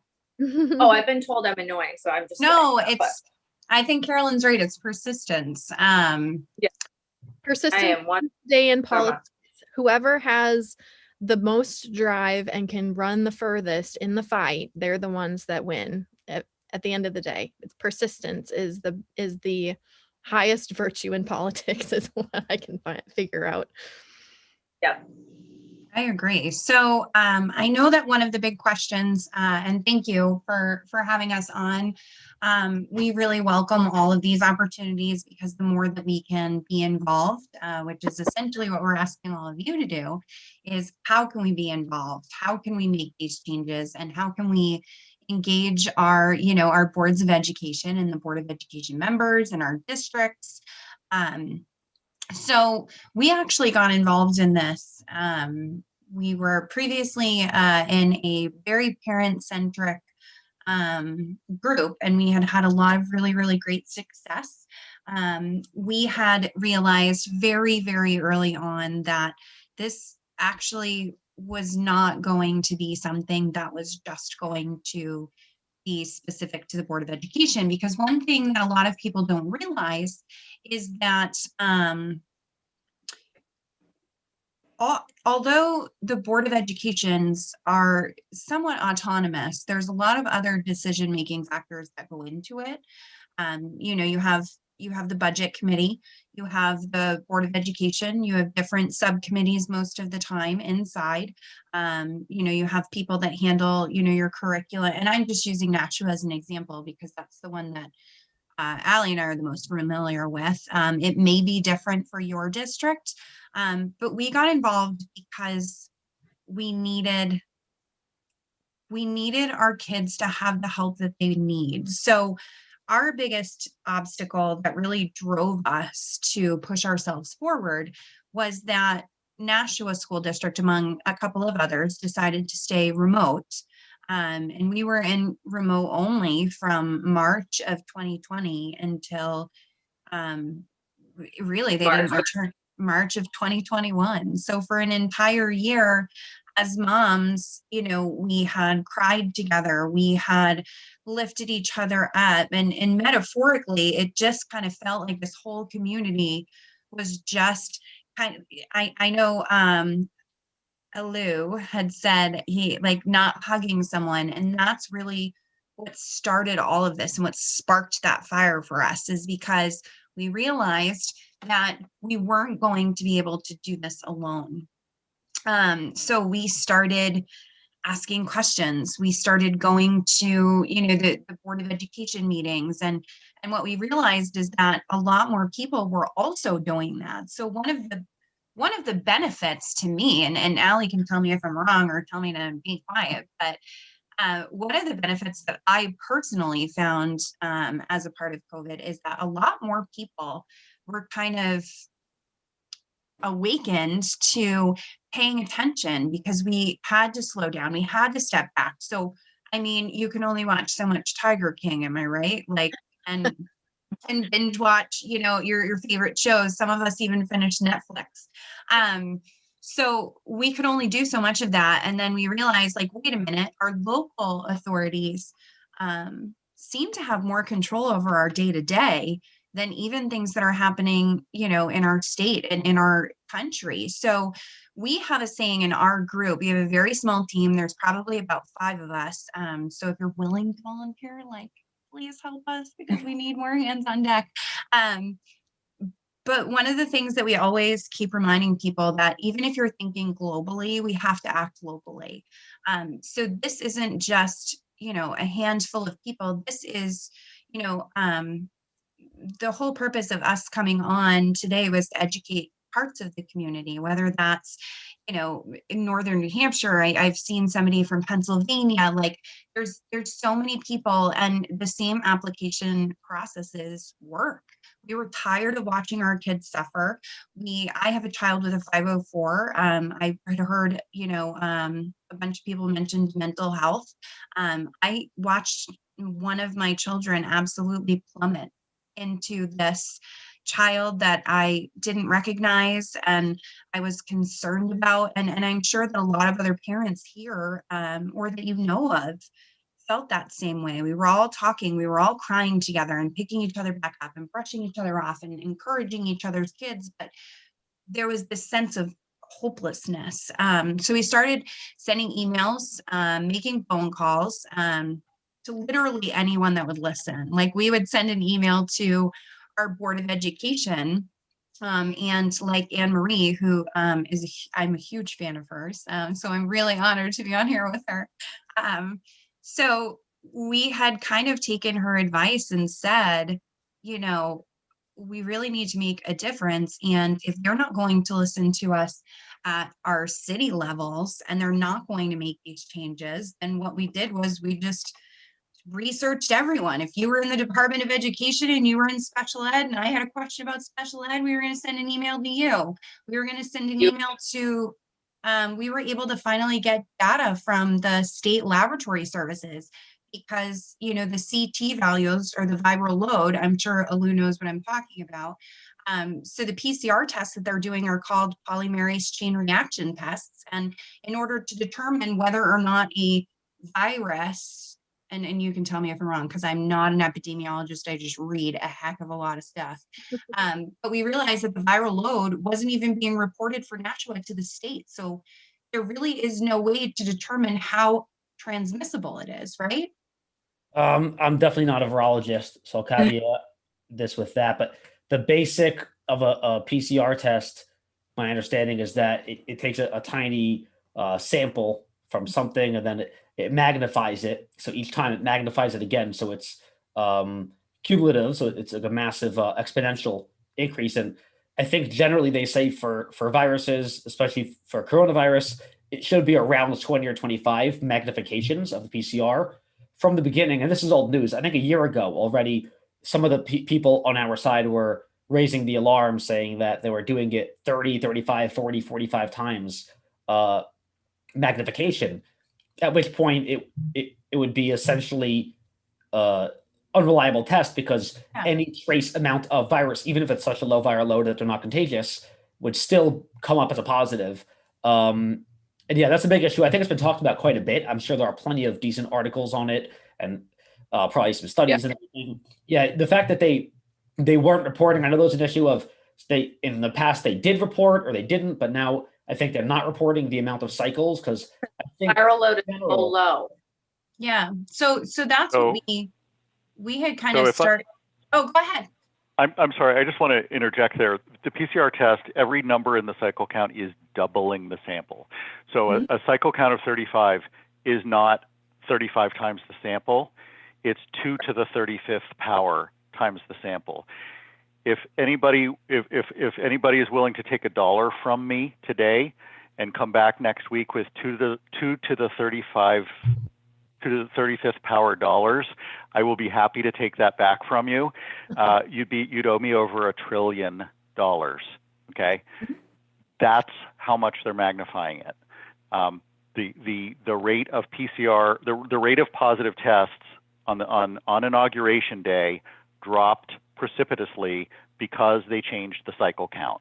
And I'm sorry to interrupt, but that you're fine, Jim. PCR test I is a complete scam. Yeah, thank you for clarifying and thanks for reminding us that I think it was the WHO, right? They recommended decreasing it on inauguration day, literally as Biden was being sworn in.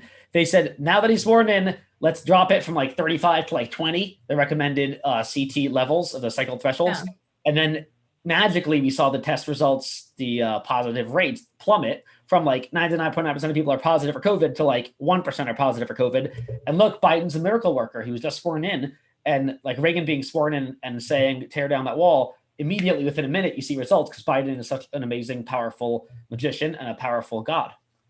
Well, and also the PCR test made the news recently because the CDC has suggested that vaccinated people should only have a cycle threshold of 28 now. So yeah, so I mean, I didn't mention that because there's always a method to my madness, and I appreciate Alu, you jumping in, and Jim and Carolyn. So my point of kind of taking us in this hard right was intentional. That's what we realized. We realized that we were being lied to, and the truth wasn't coming out, and there wasn't a lot of transparency and, getting documentation. I know that someone had mentioned something about the memorandum of agreement. Here we call it a memorandum of understanding. And that's kind of it's like an amendment to an existing contract. So we had a lot of MOUs or MOAs that were floating around at the beginning of the year that had everything to do with what the teachers were, willing to do, or it's essentially a mediation. And what they come out with is whatever both parties, so your Board of Education and your teachers union, if you have one. If not, then you would be dealing, I believe, directly with the individual. But we started sending emails, we started asking questions, and guys, all the questions led us to get more and more empowered. So keeping Nashua informed really started with two moms. Just, I believe, Allie, I think we were crying on the phone, and we just felt this sense of I was done. And we really started attending these meetings and paying attention. And, then we were like, wait a minute, the agenda is, and these are all things that a lot of people didn't know. And that's what we realized. So we, started sharing the information. We created a Facebook group, and you are all more than welcome to join it. I think it's on the next slide, Carolyn. Yep. So right at the bottom, I don't know if you guys can click on it, but we will we'll absolutely, if anybody wants to add that in the chat, that's fine, as well as our email address. But this whole thing and this whole keeping Nashua informed sparked from, we needed better elected officials, and we realized that in Nashua, we were not just up against all odds, right? It was a perfect storm. We had COVID-19. We had a city that shut everything down. We've had a mask mandate pretty much since the beginning. They were offering and implementing this month. Yeah, so they were implementing fines. Like, you couldn't even go into a business in Nashua without a mask because you were afraid to risk somebody else, a small business. And we lost a lot of small businesses. And part of it, and part of what your property values and all of these things, it all ties in. Because what is one of the most significant reasons why people move to a location? This is a question for all the panelists. What's one of the biggest reasons that people pick their location? School districts. So when you're looking at it and you're looking at, wow, like we have had to fight so hard. We could go in, and if anybody wants to talk to us directly, we're always more than happy. We've done a lot of things. We've sent a lot of right to know requests. We have attempted to kind of push back a lot more. I may not be the one, and Anne-Marie will probably laugh because she knows me pretty well at this point. I am the facts, logic, and emotions. So I have a very hard time removing the fact that they're harming these children, and they're preventing them from equal access to, free, appropriate public education and being able to be kids, to socialize, to get the hands-on experiences. So once we started getting informed and realized that our Yeah, Jim, I also have another point because it's a new avenue that we're going to talk about. So we just reached out, and then in the group and throughout the community, we were like, hey, did you know this? And they were like, no, I didn't know that. Where'd you find that? So we started kind of walking people through things. And I encourage anyone in any other district. Allie said, we're transitioning into keeping New Hampshire informed, because ideally we would love to use the same model that we're using here throughout the state. Now, the problem being that there's only 5 of us, and that is a huge undertaking to make sure we understand every county, every city, every town, but using kind of the boilerplate model that we've used with including our Board of Education meetings. Because the most frustrating thing, and if we were in the room, I would ask by a show of hands, how many people have tried to find something and clicked on like 3 links and been like, I'm over it, I don't even care anymore. Like, you go to the website, you go to the Board of Ed, you have to find like the calendar. And of course it's somewhere in like left field behind like a potato in the website. And you're like, okay, fine. Now I found that. Well, wait, that's not the one I wanted. Okay. Well, now I have to go back to find the agenda. Like, are you kidding me? And Allie and I it was taking us so much time that I was like, screw it. Let's streamline all of it. Let's make it all easily accessible. So I don't know. My computer is a little wonky. I don't know if Allie can show you kind of what our platform, or Andrew, if somebody can go to our website. I think if you don't mind, we are running a little. Nope, that's fine. So we can do that separately. However, that's what we did. So kept the people informed. And I believe both of you in the Reopen discussion group on Telegram. If you are, people can reach you there too, and or direct message you or whatever. And obviously your contact information is here.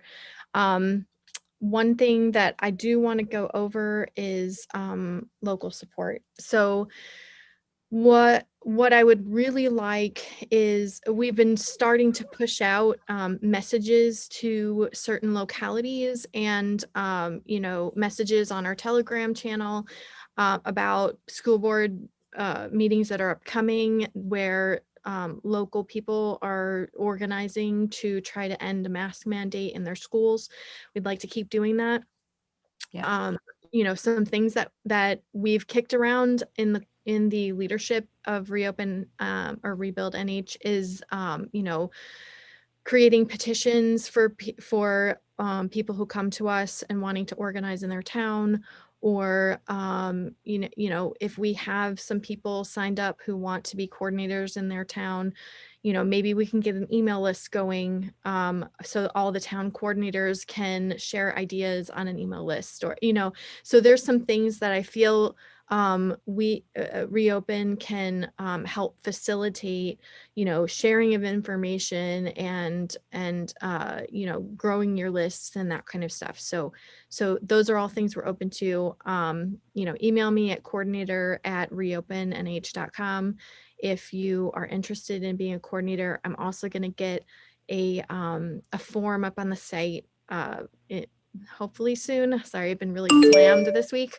but hopefully soon I'll get a sign up there so we can start really gathering some names and organizing the effort. So, all right, let's do just maybe like 10 or 15 minutes of Q&A. We've gone really long, and my 3-year-old needs to get to bed. So, let me stop sharing my screen, and maybe we can take some questions. All right. I haven't been looking at the chat, so pardon me. Hey, Andrew, can you help me with this part of things? If people have raised their hands, I'm not sure how to see that. Lee, go ahead. Your microphone is on. Hello? Yes. Hi, this is Lee Kakmar. Thanks. I just want to start out by saying you guys are doing an amazing job, and I'm just so thankful that this group is doing this, because I think we all agree that this is like the most important thing right now. to get our kids back to normalcy, and they've had a hell of a year. So I just had a question, and I did put it in the chat, that I have been really vocal I'm in Amherst. And I've been really vocal with our superintendent here since this started, really. My background, I'm an epidemiologist. I have been in drug safety and pharmaceuticals for 20 years. I also worked on the COVID vaccine for J&J. So I was reaching out to him just periodically to check in about feedback. I have 2 kids, one in the middle school, one in the high school, and middle schooler doesn't want to go back. He loves remote, which is sad. And he's an 8th grader. And the high schooler finally went back this last segment, endured the masks, but I got him a really good one that he can breathe through. So we're cool there. But my concern is I've reached out to Adam Steele via email and phone. He always calls me back. And we've had some really good discussions about masks.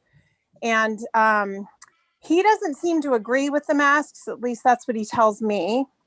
And I called one time, it was 3 weeks before we had a suicide of a 7th grader. And I was pleading with him. It was the turn of the year. We were after New Year.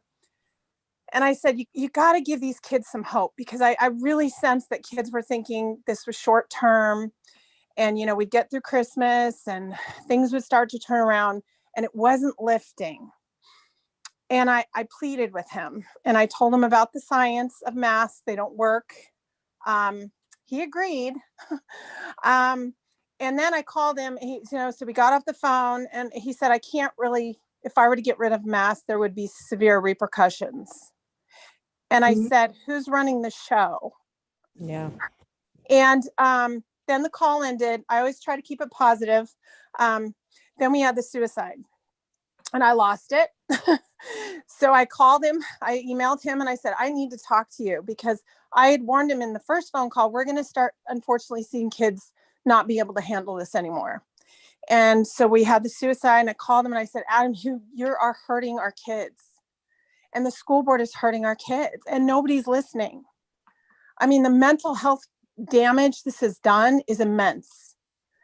And he literally said, I can't get rid of the masks. And so my husband and I, we have a friend who, the friend I referenced in the chat, he owns drug rehab houses in Massachusetts. And he said to us, the reason they're not giving up the masks is it's tied to the COVID funding. If they give up the masks, they lose the funding. The school loses the funding? Yes. So there's money tied to these masks. That's why they're not. Yeah. Lee, I apologize. This is Alicia. Real quick follow-up question. Yeah. Do you happen to know which part of the funding that it might? No. So Okay. we've done a right to know. My News to husband me. did a right to know request. So if somebody else does know, that'd be really helpful. Okay. But yeah, once I get the right to know, if I get it in time, but that's why we asked for all the yeah, go ahead. How I long don't has it believe been? that's true, but that's I don't- totally news to me. I don't believe that's true. I don't either. Well, it would make sense that they're not listening to any of the science. So Yeah, what is, I was just going by the way Adam responded to me. I agree with you, oh but I yeah, cannot get rid of the masks. There's a lot of lies about the funding. Even the governor was lying about the funding, about ending the state of emergency and how he would lose all the funding. That's a lie. Yeah, that's a lie. We've done a lot of research into this. The only thing that's affected by funding, as far as I know, and Melissa Blasik, our executive director, as far as she's found, is there's an expanded food stamp program that's affected, and it's really just people who are slightly above the level of receiving food stamps normally. So anyone who normally receives food stamps wouldn't be affected at all. It would just be these extra people who've been receiving them under COVID. And that is literally by law the only thing that's affected, affects by the funding. There's nothing else. Well, let me tell you, and I thank you for that. And again, I have no idea. That's why we did the right to know. Another piece, I had an interaction with our scientific advisor for our school board. And he's a salesman for Merck. He doesn't have a science background. And I went back and forth with him because his son plays football. They had a big celebration on the green here. None of them were masked. He put them on, none of them social distance. He put it on Facebook, so proud of my son. And I commented underneath, I'm so happy to see this. I'm so happy to see this. These kids need to, to get back to normal. And they were outside.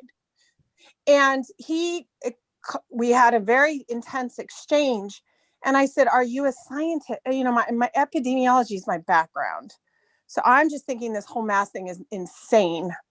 And he finally said, well, then why don't you take my position? And I said, if I would love to, if you don't want it, I'll take it. How do I get it? And Adam Steele on the call, I said, Jim Manning offered me to take his position. And he goes, oh, how did that go? And I said, he said I should take it if you let me. And he was silent. So I think you've done, first of all, you did the right thing by filing the right to know request. Okay. That was a good thing. Do you have any petition going on with the parents to remove the mask or at least make them optional? We did. Okay. We had it like 6 months ago. Okay. You need to just keep adding names, and you need to tell them that, look, more and more people are adding them. And we just want it optional. I mean, first of all, you got to make sure that you're not calling to the end of mask. You're making it optional. There's parents that want to. I told Adam that. Definitely. So it's got to be optional. Yep. The other thing is you're in Amherst. Yeah. And I have talked to. I'm on a thread on text with Marilyn. Never met her, but we're kind of in that group too. But so you're fighting an uphill battle just by being in Amherst, because that district itself is pretty progressive, and so you're going to run into those kind of attitudes. So you definitely ask for the information. Want to see the documentation. I would be absolutely shocked if any of this is tied to funding. The only reason I'm buying it. Because the friend that was offered the COVID funding for his establishments, they said that's a condition of the funding, is they have to wear masks. And so that's why he said, you want to look into this because, but thank you for that. You're right. I'm in an uphill battle, but I have to say, I did send Adam that little viral video that's going around to the little 10-year-old saying, take off the mask. And I said, Adam, end of your request from a 10-year-old. And he did say recently he may have very good news in the next couple of weeks, and that was a couple of weeks ago. So I think but school's going to be over in a couple of weeks. Oh, I know. They're just putting you off, so kind of try to pacify you until school is over, and then maybe by next year they'll have that. So but they're already talking about plans for masking next year. Yeah, so this just goes to show you again how critical it is to have the right people on the school board, people who represent parents and not rubber stampers for the superintendent. Because if you have good school board members, they hire a good superintendent. And then you don't have to worry about any of this. You don't have to go to them and complain. But this is why it is critical to get the right people on the school board and to just keep barking at them. I don't care if you've been barking at them for 2 months. The more people who are barking, you got to be the squeakiest wheel. How do you think progressives win? These people show up, they don't give up, they don't walk away, and they multiply. And until the other side understands the importance of doing that, they're gonna pacify us, they're gonna ignore us, they're gonna push us to the side. So you're doing the right thing. It's hard to get other people off the couch. It's my biggest challenge is getting people off the couch to do something, but you're doing all the right stuff. You just got to keep doing it over and not just give up and walk away, because what they want is for you to give up and walk away. And that, thank you, Lee, and thank you, Anne Marie, for responding. I appreciate it. We have 2 more questions that I want to get to, and Carolyn wanted to wrap up around 3 minutes from now, so we've got to get on to those. Okay. We'll speedball it. So Mary Collins in the chat has been asking repeatedly, can you please suggest what to do if the MOA prohibits the board from lifting a mandate? And first explain what an MOA is, because I don't know. Oh, I can take that one if you'd like. Yes. MOA is Memorandum of Agreement or Memorandum of Understanding, MOU. Every school district in the state got a letter from the teachers union last year saying working conditions have changed. We are therefore entitled to renegotiate for different working conditions. Those working conditions included all kinds of measures to crack down on COVID. In fact, I think that in many respects that was an attempt to sort of shift to more remote or to full remote. But the bottom line is that every school board got a letter from their local teachers union. They negotiated how they were going to deal with COVID, and if they put let's say their terms into the MOU in very rigid terms, then they're stuck with them. So if they said, gee, we're going to follow a protocol and our protocol includes masks, but we can change that, then there's some flexibility. If they wrote into the MOA or the MOU, we will have masks, then they have a legal agreement now with the union that there will be masks. In order to change that, you need the union to agree to it and you need the school board to agree to it. Or you need the MOA, MOU to expire. And there's going to be somewhere on that MOU, MOA, there's going to be an end date. That end date is probably June 30th. Okay, thanks, Jim. And then I have sorry if I mispronounced your name, Eliza. You're up next. Yeah, thank you so much. I am a Nashville resident. I actually homeschool my kids based on the fact that I was not willing to mask my kids last year. And I am here as a Nashville resident who has so much to offer. I'm an occupational therapist from a developmental standpoint for these kids. We have done such a disservice to them, and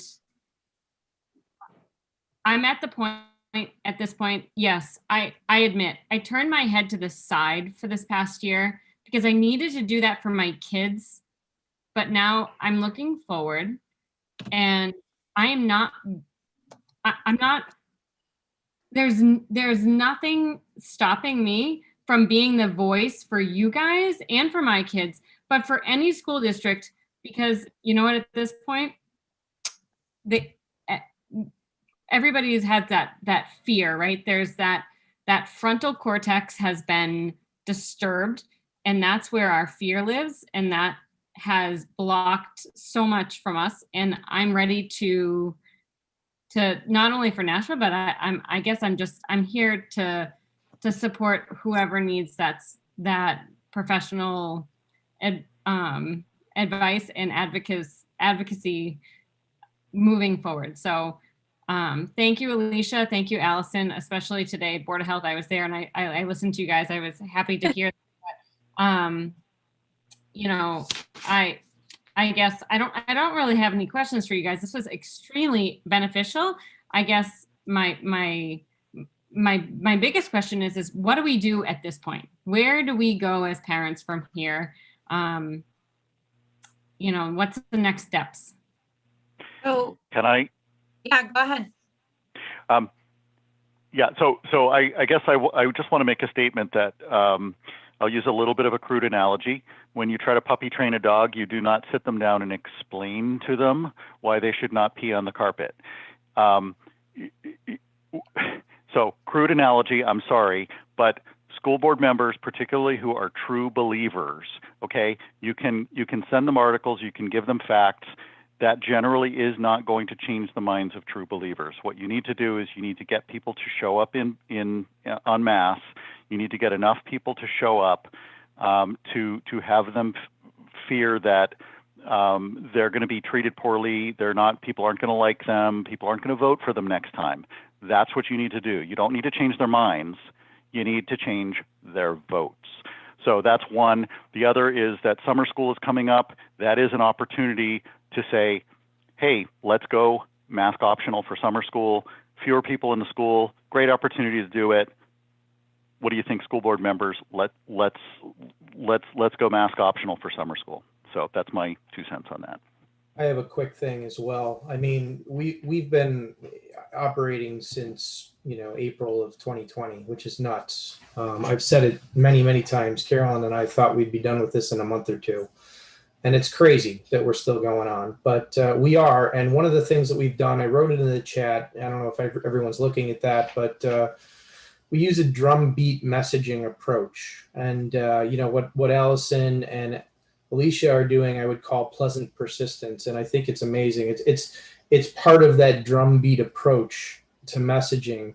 You say the same thing over and over and over and over again in different words, and you just keep doing it. I don't care if you've emailed your representative 10 times, email them 11, no, email them 100 until they listen to you, and get all of your friends and family members and neighbors to do the same thing. Just keep doing it. Email them 1,000 times if that's what it takes for them to listen to you. And I'm not joking.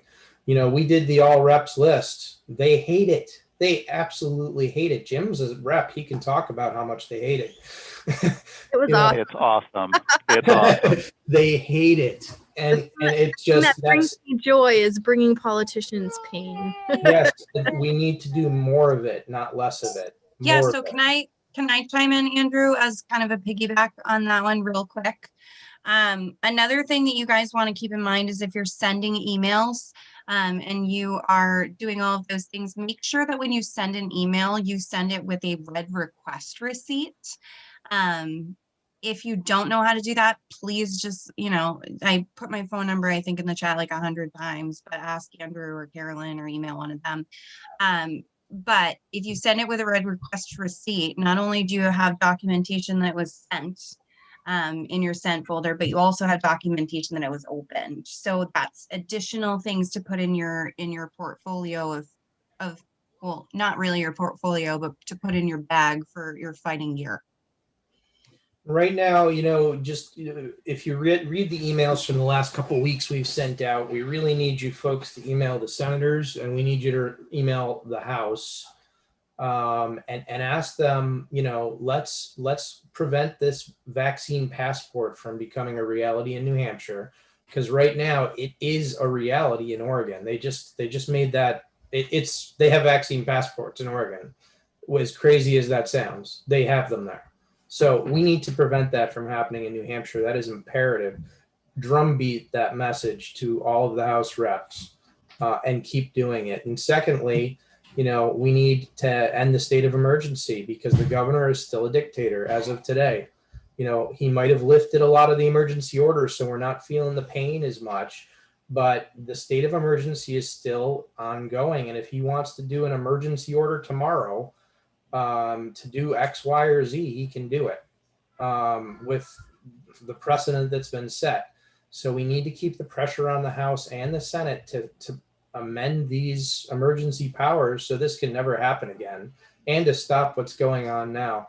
There is no emergency except the state of emergency itself. That's the emergency. The emergency is that there's masks on our children in the schools. And so, that's one of the main reasons that we have Carolyn stepping in to be the grassroots coordinator here, is because, yes, focusing on the state legislature is what we're all about, but we also need to empower you guys to take action both at the state legislative level, but also at your local school board and your town councils, because that's where the fight is too. And guys, if we can take back New Hampshire and we can make New Hampshire free, then we could focus on the United States of America. Right now, New Hampshire is our battleground. We've got to win here first. We need to keep the focus on New Hampshire. That's all I've got. Thank you, Carolyn, and thank you, Anne-Marie and Jim and Alu and Allison and Alicia. I really appreciate all that you've done for us tonight. Great information. Thank you so much. Thank you guys for watching, and thank you for having us. Thank you.